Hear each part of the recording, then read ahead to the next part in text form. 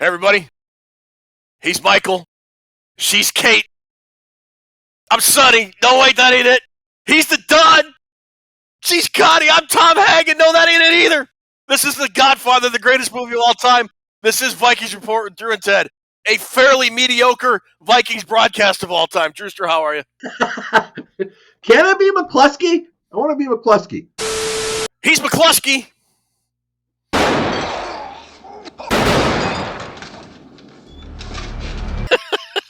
Nice picture. He needed that dinner like a hole in the head.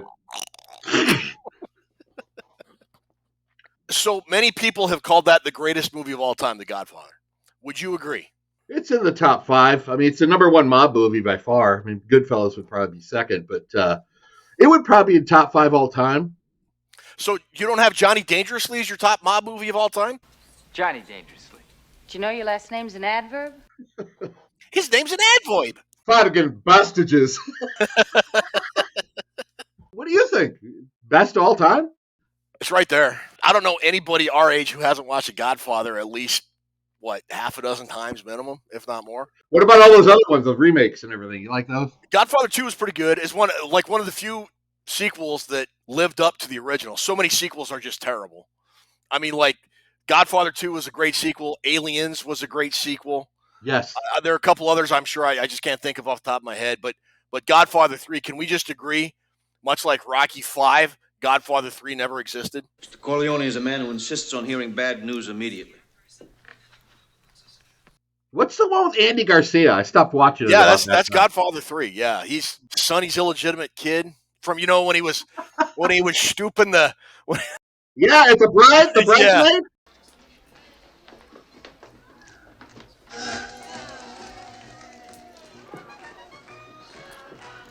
Wow. You got to get me some Fredo before we start. Go ahead, Ted. I'm smart, Mike. I'm smart. See? I can handle things. I can handle things. I'm smart, and I want respect. I'm smart, Mike. I'm smart. See? All right, Ruby, how are you doing tonight? Hello. I'm doing okay. Says you have to take it easy, and he's going to give you a prescription. He'll be back tomorrow. Time to wake up, bitch, get up.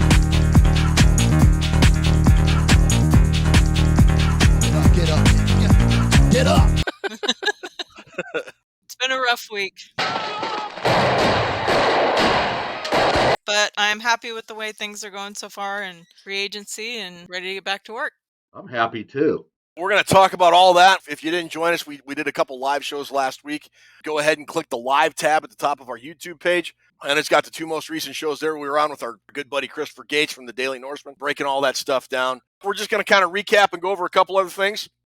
We've got our positional analysis coming up. And we're doing interior offensive line tonight. We're going to do the centers and the guards.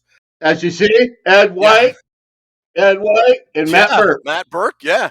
I'd put Matt Burke number 2 center all time behind McTinglehoff. I would put Ed White probably the number 2 guard all time behind Randall McDaniel. But Ed White played in a different era. You had to be a grinder back then. That guy was tremendous inside offensive lineman. He won the NFL strongman competition 3 or 4 years, whatever it was. It was on ABC's The Superstars. You remember that show? Right. Ed White, the winner and arm wrestling champion of the National Football League. Before we get to the show, Ruby's going to roll a little clip. We're going to tell you about a site we really like to hang out at. It's called Purple Pain Forums. We're the official show for Purple Pain Forums, if you will, purplepainforums.com. And we'll talk about our website, vikingsreport.com, which has our prize vault, our Zazzle page, and all that. So, Ruby, go ahead and play that, if you will. Before we get going, we want to tell you about a website that we were affiliated with. It's called Purple Pain Forums, purplepainforums.com. It's a great message board full of smart, intelligent, funny Vikings fans, specifically Vikings focused, but there's plenty of off-topic subjects to talk about. The college football, the NFL draft, even stuff that has nothing to do with sports, if you're into that. We are the official podcast and YouTube program for Purple Pain Forums. They are our official website / message board. Funky Town and Dan Chat do a great job of moderating that board and keeping the topics lively and moving and everything else. Great place to go talk Vikings football. Check it out when you get a chance. place I want to talk to you about is our little humble corner of the internet, VikingsReport.com. On VikingsReport.com, you get all our social media contacts for both Twitter and Facebook. None of us are on Instagram. None of us are on TikTok because that's a commie spy program. Over on VikingsReport.com, you can check out our prize vault. We've also got merchandise from Zazzle.com. You can get a mug. You can get a travel mug. You can get a beer stein. So go over there when you get a chance to check those two websites out. All right, so Purple Pain Forums and VikingsReport.com. Two great places to hang out at, Ted. Much better than the restaurant that McCluskey got shot at. Anybody know this joint? Yeah, sure I do. Much rather hang out at those two places.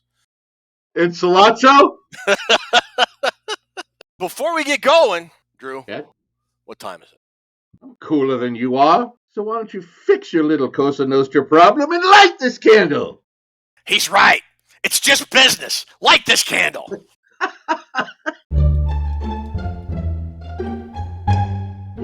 Sorry, I'm still trying to get used to this thing. Resume the countdown. That's what she said. All right, I'm cooler than you are. Why don't you fix your little problems and light this candle? He's right. Let's light this candle. He surely is. Light the candle. Yes. Resume the countdown. Dude, you're going to end up like Tessio. Yeah. Speaking of Sal Tessio, Adam Thielen is kind of like the Sal Tessio of this story. He signed a 3-year, $25 million deal with the Carolina Panthers. It just reminded me of the scene, where Sally's walking out and everybody surrounds him.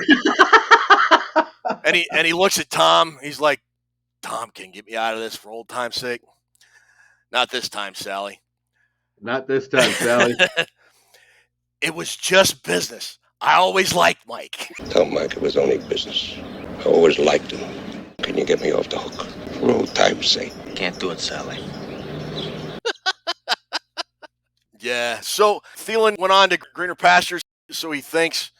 Said that he really believes that the signing of Andy Dalton made them competitors that they can win the Super Bowl. Carolina? I think your brain is going soft from all that comedy you're playing with that young girl. Oh, what is he supposed to say, I guess? Yeah, just admit you took the money. That's fine. I don't care. What did he get? 3 years, $25 million? 3 years, 25. Yeah. Well, good for him. He scored his first touchdown against Carolina. He did. A special teams block punt. Scooped and scored. Pressure coming and it's blocked right at the 30-yard line. The block by Adam Thielen and in for the touchdown Vikings. So that was kind of the most recent move in free agency. Other players the Vikings released and ended up signing elsewhere were cornerback Patrick Peterson, who went to the Steelers, Dalvin Tomlinson, who got paid and went to the Browns, Thielen, we just talked about, Eric Kendricks, who went to the Chargers, Cam Dantzler, who was waived and went to the Washington Commanders. They signed real quick Josh Oliver, tight end, defensive end Marcus Davenport, cornerback Byron Murphy, defensive lineman Dan Lowry, and they re-signed players Garrett Bradbury, Andrew DiPaola, kicker Greg Joseph, running back Alexander Madison. Of course, Harrison Smith did that restructure. It wasn't technically a re-signing, but if he didn't do that, they're going to cut him.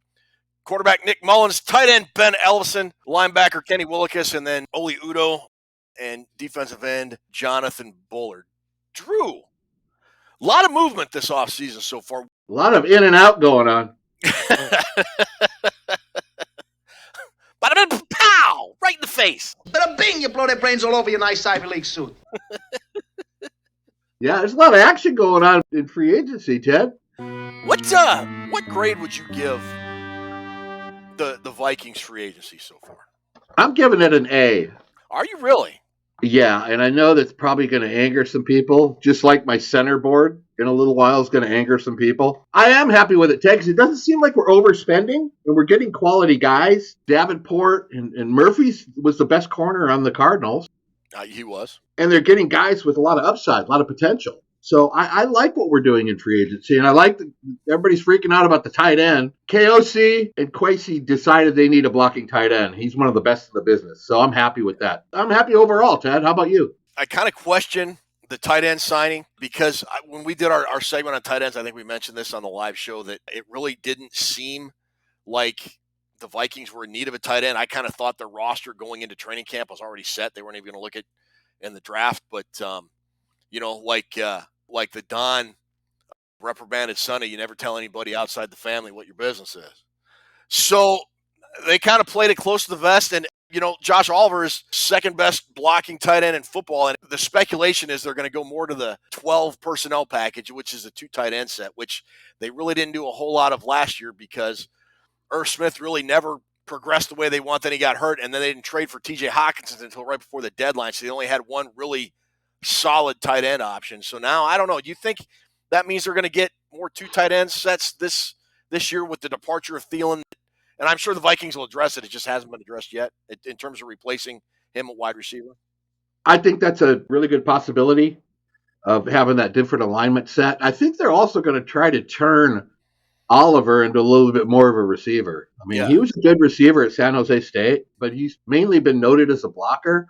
I think you're going to be surprised. He may get some throws this year, and I think they're going to work on him to become more of a receiver. Because Hawkinson's going to be all over the place. But I like that pickup. People look at right off the bat, why do we need a tight end? Well, look at the situation. Those guys know a lot more than we do about the development scheme of this team. And they must really think that he is a great blocker and can be a good receiver if they work on it. When the Vikings started the offseason, they were something like $25 million over the cap. The numbers are still flexible, and there's kind of parsing of words, if you will, like they have agreed to terms with players, but they haven't technically signed them, which means they still have to make moves to stay under the cap to sign a player, because once the league year starts, you can't go over the cap. But you go back to those contracts that Adolfo Mensa, the Vikings GM, has done. I'd like to talk about that a little bit more, because it seems to be a pretty distinct departure from the way Rick Spielman was handling contracts for free agents and second and even third contracts for guys. Thank God. How do you do that? My father made him an offer he couldn't refuse. I think that's going to give the Vikings a lot more flexibility. They're going to pay the guys. They're going to get their money. But it's also a way of, I think, keeping the salary cap healthy and giving the Vikings an ability to do things in future years without sacrificing a whole bunch of dead cap space after they get rid of these guys. You know what I mean?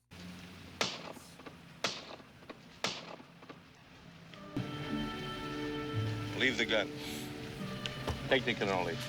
Oh, absolutely, Ted. The thing about Mensa, economics are his thing. This team isn't going to have salary cap graveyard anymore. It's not going to happen again. And the one thing, Harrison Smith, I'm not sure if we talked about that on the live show, if that had happened yet, but Harrison Smith took a pretty significant pay cut. I'm going to make him an offer he can't refuse.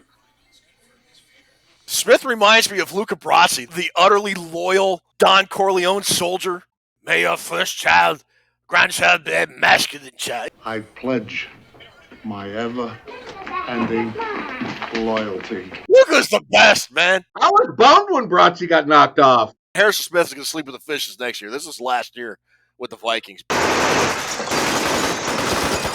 I love it that Smith came back. Of all the vets that we talked about in the offseason about being potentially cap casualties, Kendricks, Thielen, Dalvin Cook's status is still kind of up in the air. Is he going to get traded? Whatever. And Harrison Smith. Smith was the one guy I was okay with bringing back because I think he'll be very good in the Brian Flores defense. Absolutely. And you know what I like about him? He's a high character guy. Great teammate, gives it his all. He'll play when he's a little bit injured. He's been a great player for us. They need his leadership in the secondary. So looking around the division. Yeah.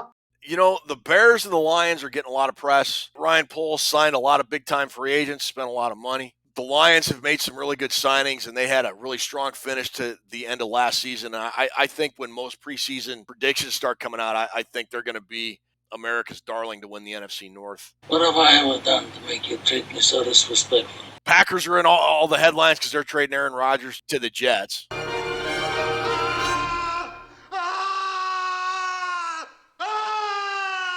You know what? I don't track any Aaron Rodgers attention whore stuff anymore. That's all he is. When you look at some free agency reviews for the Vikings, I saw one guy over on CBS Sports gave them a D+. D+? Oh my God. I pass. You know what? There's a bunch of people on all these websites and all these podcasts. All they look at is the name. Yeah. If it's not the top guy in every position, it's a failure. That's ridiculous. So where do you think the Vikings sit? You know, obviously 13-4 last year, won the division. They've lost guys like Patrick Peterson, Dalvin Tomlinson, Eric Kendricks. big parts of their defense, but their defense was ranked 31st last year. Right. They replaced them with Marcus Davenport, Byron Murphy, and Dan Lowry, defensive lineman from the Packers. Do you think the Vikings are still going to be a division favorite and a team good enough to win the division next year as it stands right now? I think they're good enough to win the division, Ted, but I think it feels like there's a little bit of a step back going on preparing for 2024 and beyond. If we can get through this next year, I think we're going to be competitive to win the NFC North, but 24, 25, and 26, the Vikings are going to be right in the elite group with Buffalo and with Cincinnati and with, whoever else we want to throw in there, Kansas City. They're going to be up there because that's when we're really going to turn the corner from Spielman. We're going to turn the corner with personnel, the roster. After the season ended, Chris Gates said, I expect to step back. And I kind of agreed with him there because the Vikings caught lightning in a bottle for like 12 games. I think they did, yeah. In some respects, sure. So I think it might be a step back, but not back far enough where they're not contenders for the NFC North. The scary thing about the Lions is they finally figured out how to win some games. So late in the year they did, yeah. They're going to be good, but I think it's a dogfight between those two. That's what I think. I think a lot still hinges on the draft, and I think the Vikings may be at a disadvantage there. As it stands today, they don't have a lot of picks. Right.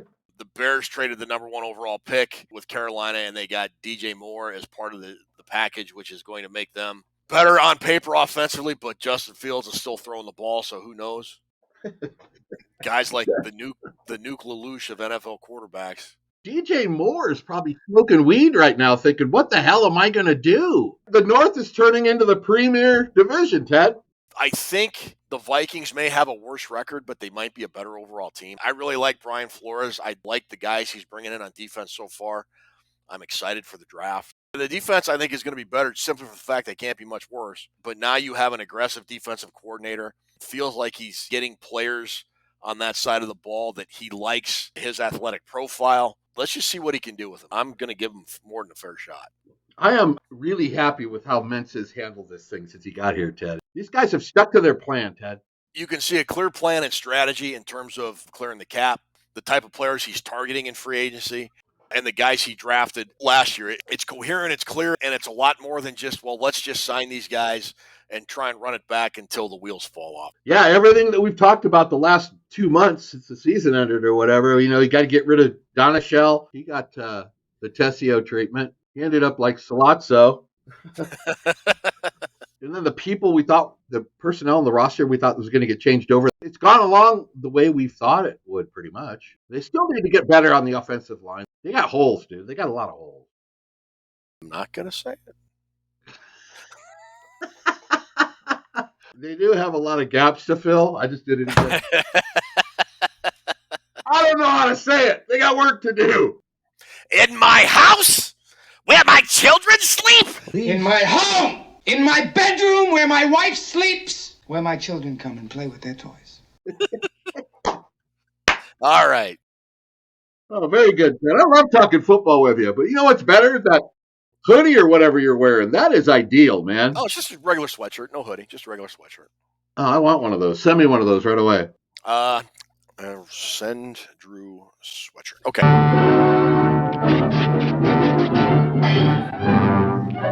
That pretty much does it. Gets us up to date on the Vikings news. There's some rumors percolating about some players and some trades. Zadarius Smith is still out there. Kind of a thing came up today that the Vikings are looking to possibly trade Danielle Hunter. And Hardman, the wide receiver from Kansas City. Hardman, the wide receiver from Kansas City, possibly rumored to be a guy they're going after. And then the one that may actually have some legs, and I don't even want to mention it.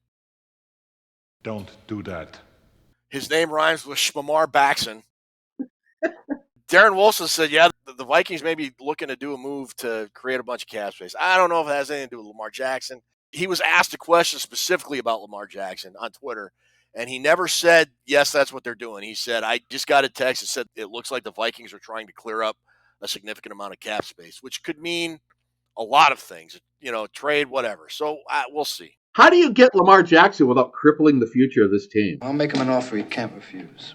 He's scary now. It's scary to give a guy like that a contract now when he can't finish a season. His passing is still inaccurate. It seems like he's going down. We'll see what happens.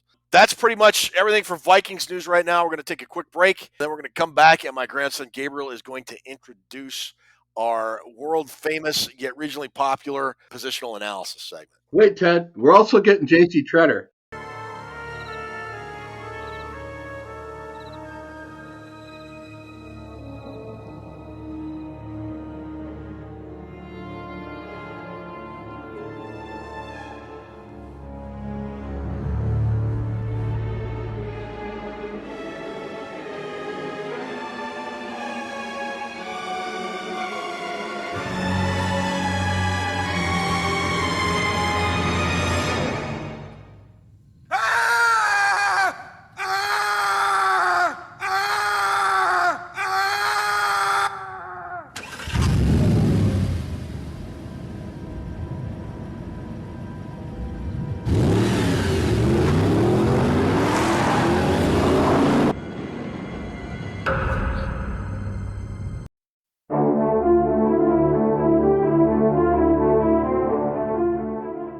Ladies and gentlemen, it is time for the Vikings Report with Drew and my papa. Positional analysis. Hit it, papa! J.C. Treader, right after we signed Garrett Bradbury. Makes perfect sense. Perfect sense. Perfect sense. All right. Thank you, Gabriel. We're back with our positional analysis segment. Like I said at the beginning of the show, we're going to do the interior offensive line, which means, of course, centers and guards. Drew, we're going to start with centers first. Is that okay with you? I'd rather start with guards, Ted.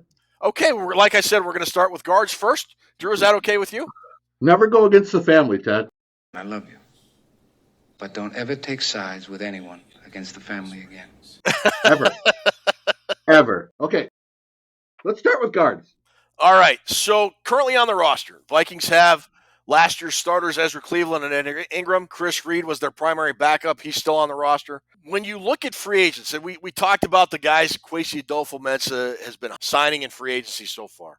They're young guys, 25, 26 years old, with a fairly high draft pedigree that either haven't lived up to their potential or were kind of dealing with injuries. And if you think the Vikings are still looking at offensive line and free agency, I would argue probably the only two guys, at least in the guard position, that I saw that I think would fit that profile would either be Dalton Risner or Max Sharping. What about you? Yeah, the two guys I had written down. Sharping, I think he got re-signed by the Bengals, though. But Risner's a tremendous player. You can play him out at tackle or guard. Both those guys would be welcome, but I like the starters the Vikings have. I am a little bit opposite of what people think of Ingram. The people that are ripping on Ingram are the guys who are giving the D+, that don't follow football at all. Because when you start as a rookie on the interior of the line, unless you're Randall McDaniel or Ed White, that is a tough thing to do. You ask our buddy Dave Stefano, who studies the offensive line pretty closely, all the round bellies, as he calls them, and Dave will tell you it takes 2 or 3 years to round yourself in at guard to become a really solid starter. And he got thrown in there his first season.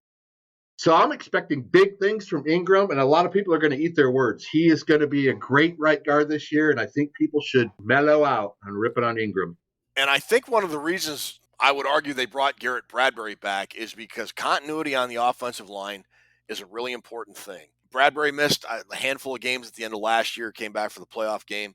But for most of the season, you had the same guys starting all year. And I think right when Bradbury got hurt, I thought the Vikings, Cleveland and Bradbury and Ingram were kind of starting to feel it. Ingram felt like he was getting better, and then he got hurt a little bit, and then they had to bring in Austin Schlottman, and that was sort of a new learning process. And then Brian O'Neill got hurt, and Blake Brandel had to play. I think bringing Bradbury back will allow Ingram's development to progress at a faster rate, just based on how much time they worked together last year. And I think that's going to be good for both players, to be honest. Well said. That's perfect. This is a very pedestrian, dare I say, non-robust guard group, Ted. All these guys are developmental, and the only thing saving the guard group this year is, we'll start by me saying Cody Mock and Broderick Jones, who I had on my tackle board. Remember we explained all that tackle board, but they're going to be playing guard. I think both those guys might be the first two guys on my list of guards. I think they're going to play on the inside, especially Broderick Jones. So he could go in the first round. He'll transition to guard and be a tremendous guard, I think, along with Cody Mock. You take Cody Mock from North Dakota State and you put him on the interior rather than tackle, you're going to mash people. So those guys need to be mentioned along with this group, because this year I followed what they played in college and then put them on my board that way. There's a couple guys that really stand out, But overall, mostly getting guys and developing them. And some of these guys in this list will probably be undrafted free agents. I don't think I'm going to get a lot of guys in my list maybe to get drafted. I'm not sure. But I was looking at your list when you sent it over to me. And, normally you've got everybody, at least so far, at skill position. You've got guys, other than I think tight end, guys you think are all 15 guys are going to get drafted. Sure. Your guard list, after maybe Chandler Zavala, the dude out of North Carolina State, it feels like from Braden Daniels on down, you've got Daniels and Bainavalu for Washington as 5th or 6th round guys. With the way guards are not as valued as the center or the tackle, they just a guy position anymore, almost like running back. Does it feel to you like those guys from Daniels on down could all go undrafted, or do you think more than one of those guys will get picked? Caleb Chandler definitely going to get drafted. And my buddy City Sal, he's probably going to get drafted. The guys that need development are very talented. It's just, if you're looking for a starting guard, this isn't the draft to do it. But the Vikings aren't looking for a starter. So maybe they could grab one of these guys and work with them a little bit. Torrance is a tremendous player. If Osiris Torrance at Florida would have been a tackle at Florida, he'd be a top 5 player in this league. I think so, really? In the draft. Yeah, at least top 8 or something. But he played guard, and of course, the value goes down a little bit. But 48 games, 3,000 snaps, 0 quarterback sacks allowed. Think he'll sneak into the first round? He could, Ted. Last year we had 3 guards in the first round, which is unheard of. You never have usually more than one. I like Voorhees. He was my favorite guy to research from USC. Okay. The 6'6", 325. He's built right in the mold of a premier guard, Ted. He does everything good. Voorhees is interesting because with the knee injury, he's going to drop. But how far is he going to drop? He's a swing tackle in pinch. You can have him play out at tackle. If he kept dropping, I would think about him in the 4th round or something. Wasn't Voorhees the kid that wrecked his knee at the combine and still did the bench press with the hurt knee? That says a lot to me about a guy. I mean, you're hurt, but you still want to keep going to the maximum extent possible. That's the extra stuff you look for in a player. Yeah. And that's a high character guy that the Vikings have been trying to bring in lately. One thing I like about him a lot is we always look at movement and how they are in space and run blocking. And then they get run over like Bradbury in the pass game. Voorhees has a tremendous anchor in the pass protection area. Okay. And I love that about him because a lot of times guys are good in the run game, guards, but they can't move their feet enough to get back in pass coverage, and the bull rush kills them. But I'd still draft him early, even though he's got the knee injury. But I have a Viking watch on a few guys. Who you got? Braden Daniels, Utah. They love the versatility of Daniels, dude. He plays center and guard. He still needs some development, but he's very versatile, Ted. Daniels played double-digit starts at left tackle, right tackle, and left guard for Utah. Really? For the Utah Utes, Ted. It's the Utes. The Utes. But he's still got mobility. He's a very fluid player. Got to work on his strength a little bit. A lot of these guys, when I was researching, the top 5 all had strength problems and conditioning problems. There's a lot of development that needs to be made with the conditioning and that sort of thing, along with the technique. So which one of these guys has the lowest center of gravity, and which one of these guys has the most sand in their pants? We're talking sand in their pants. What about oily hips? You want to know about oily hips and twitch? I don't, actually. Who's your other Vikings guys? Caleb Chandler, Ted. I got him as a B pass blocker and a C run blocker. What do you got him so far down? He does struggle with the bull rush. And that scares me with guards that get run over. Hang on. Why would that scare you? Because we haven't seen that problem from Vikings guards or centers for several years now. Sorry. Maybe that's why it stands out so much to me when I research the guy. Like the first thing I look at, can they have an anchor? Can they hold up in pass blocking or just get run over? This guy builds his strength, lower body, upper body. He's got huge potential in the draft. The first thing that jumps out to you about Caleb Chandler, Ted, is the amount of experience the guy has. 55 games at Louisville. Wow. 3,283 snaps, all at left guard. So he's like a pure left guard. So he'd have to be a redshirt senior then. Yeah, unless you go to Minnesota, Golden Gophers, they play 8 years per player. Yeah, so, and like Tanner Morgan, quarterback for the Gophers, I just saw a thing. He's going to transfer his 401k from the University of Minnesota to the NFL when he leaves. He's been there so long. John Michael Schmidt is 24. They all do it there. They all get extra time. My last guy for the Vikings watch is somebody I really like. Not so good at pass protection. He needs work. He played tackle at Oregon State, but he's played his last year. He played at guard. He is versatile as hell. His name is Brandon Kipper. Not to be confused with Yam. I say Brandon Yom Kippur. No. Is it Kapoor or Kipper? Sure.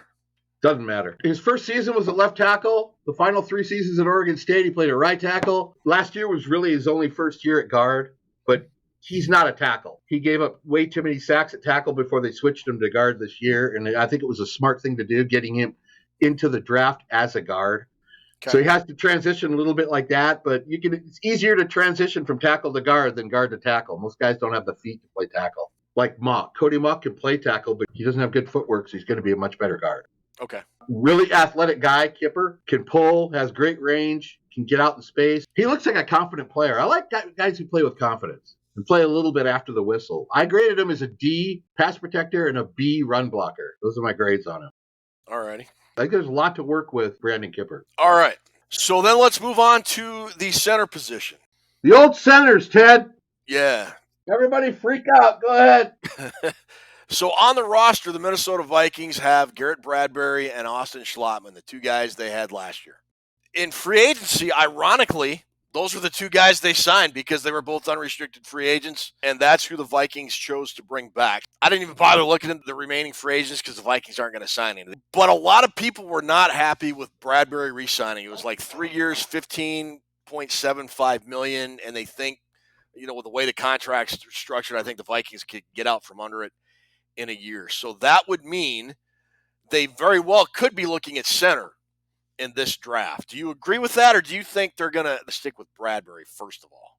I'm about 30% on that they get a guy late. More likely next year. Center class is better than the guard class, at least. They could be taking one, but it's going to be really late, Ted. And probably more like an undrafted free agent be in the market. I don't know if they have the draft pick to spend on a center or a guard. Well, so let's go ahead and put your center board up, and you'll see at the very beginning, I had nothing to do with this list, ladies and gentlemen. This is the Drew Bunning list. All you Minnesota Gopher fans irritated the John Michael Schmitz. John Jacob Jekyllheimer Schmitz. His name is. My name, too. There you go. Is not your number 1 center overall. Ohio State center Luke Whippler is. Why don't you start there, and we'll go down, and there's a guy that I know you want to talk about because I want to talk about him too, down the list a little bit. The centers were really intriguing. Great to research this year because there is a lot of talent there, and there's a lot of guys that very versatile. I just think, okay, Whippler and Schmitz, Ted, it's 1A and 1.1A. Schmitz will probably go first because I see that's how most people see it. But they're both very worthy of being the top player on my list. I just think Whippler is a better pass blocker, Dad. I broke it down and looked at it. I think he looks smoother in the back pedal. He has a better anchor. He plays very well in space. He seems like a very confident technician leader of the offensive line. He's going to be a guy that comes in and takes over whatever team he's on. He's going to take over the offensive line. Like I said, he's a great pass blocker. He doesn't really do a lot of things wrong. I mean, he played for Ohio State, so you tell me. Good player. The Buckeyes' offensive line was really good, and that's reinforced by the fact they've got, I think, 4 offensive linemen that can be going in the first 3 rounds. Schmitz, a lot of press I've seen about Schmitz is that he's going to go in the first round. You have him as a second-round guy. Why is that? Just because centers, the position overall is going to get knocked as other teams go on a run at other positions, or what? Him and Whippler could be late first, early second. I wrote second because I think there's a lot of other positions that are of value in this draft. It could happen easily, but, it happened with Linderbaum. I don't think there's a Linderbaum in this draft, but he certainly could. He could go in the first round. He could go 20. We don't know, but Schmitz will be the first off the board, even though he's not my top center, Ted, but he's right there. Like I said, you could make either one. You get Whippler, you get 3 extra years. He's 21.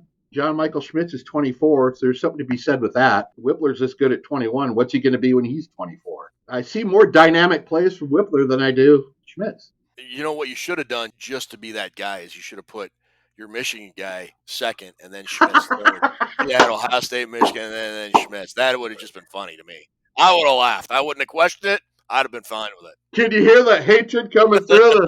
I'm already going to catch crap for this. What are you thinking about, Drew? You know what? They're both very good players. Yeah. And they're going to go 1 and 2, I do believe. Everybody else is pretty slotted where I think they're going to go. There's going to be a run on them, Ted. There's only been 23 drafted centers in the last 700 picks, 700 plus picks. In the last 3 seasons, there's only been 23 centers taken. Wow, that's not a lot. Guess how many were taken last year? 4 or 5. 6. Oh, that's close. 6 centers. So going down the list, you got 4 guys going in the top 3 rounds. I noticed at number 9, you've got a friend of ours, Brad Cecil. I do have Brad Cecil on there. He's got what you talked about a couple of minutes ago, playing hurt. That guy is all heart on the field. Yeah. And he plays for a team that doesn't really have a good offensive line. And he's picking up a lot of pieces from the guards. A lot of people don't watch South Florida. We watch, Ruby and I, and you watch because he's been on our show. He's a friend of ours. Mm-hmm. But you got to look really in depth on his tape to see what he's good at. The job he has to do there. I mean, it's really difficult. He has to not only worry about the nose tackles and the defensive tackles, he's got to help on guys coming off the edge. He's a very active center. And he has a lot of heart, he has a lot of grit, he has a lot of toughness, and he moves really well. So, yeah, Brad Cecil's right there. That's no joke. We interviewed Brad last year. You can find it on our main page. You got any Vikings guys like later rounds or even early rounds? You don't think the Vikings will get a guy in the early rounds. You think middle late rounds, though. You know, I really like is Stromberg, but he won't be there. The Arkansas guy. Dude, 4-year starter, and he's played in the SEC, which is where you want to play if you want to really shine. The Vikings' next center, if they want to invest in this, is Brett Nealon from USC. Teams want to play a premium game with center and a guy to develop. This is the guy to do it. He's so athletic. The thing you like about him on tape when you start watching, and it makes you rewatch, is the amount of times, Ted, that he helps his teammates. Sometimes the center goes back in pass coverage, he doesn't have a guy to block. He's always looking to help the tackle or the guard next to him. And even if he is blocking, I've seen him block 2 people at once. He's very concerned about the rest of his offensive line. That's a good sign. He's great at picking up the blitz, decent power, very mobile guy. He's got to get stronger, and he's got to stop lunging. A lot of his highlights are him lunging to get out of position.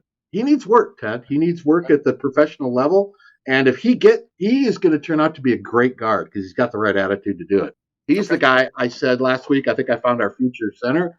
Brett Nealon, USC, 6'2", 295. That guy can play. All righty. That's your interior offensive line, guards and centers. Next week, we're moving to the defensive line, I believe. Yeah, offense is finished. We're moving to defensive tackle next week, Ted. Nice. Looking forward to that. Once again, dude, that was an awesome segment. I love the information you bring to that. We're not doing trivia tonight, so that, folks, I think will pretty much wrap episode 94 up. Again, thanks so much for subscribing. Thanks so much for liking. Thanks so much for watching. We'll be back next week. We'll try to do better the next time. Buddy, take us home. It's football. It's fun. It's Vikings Reports, but I want to give a shout out to our fan base who tune into all the shows because you guys rock. That's about all I got for tonight, Ted. We will move to episode 95 next week. We're closing in on 100, mate. Special little day. Yeah. And we will see you next week. Say goodnight to the folks, Ted. Good night, Ted. It's not personal. It's just business. Yeah!